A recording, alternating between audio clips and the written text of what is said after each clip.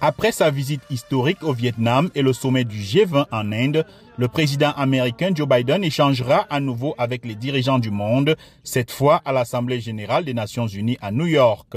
Il devrait à nouveau plaider un soutien à l'Ukraine, comme il l'a fait l'année dernière.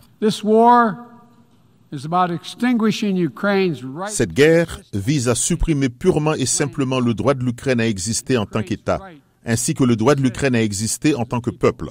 Le président ukrainien Volodymyr Zelensky prévoit d'y assister en personne pour rallier le soutien à son pays. Il rencontrera Joe Biden à la Maison-Blanche jeudi. Au-delà de l'Ukraine, Joe Biden prévoit également d'évoquer les préoccupations des pays du Sud, notamment la crise climatique, la pauvreté, le sort des réfugiés, l'inflation et la réduction de la dette.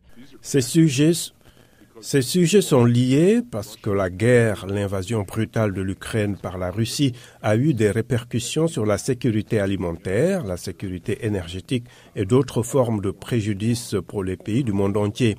Ainsi, mettre fin à cette guerre dans des conditions justes sur la base des principes de souveraineté et d'intégrité territoriale bénéficierait non seulement au peuple ukrainien, mais à tous les peuples du monde.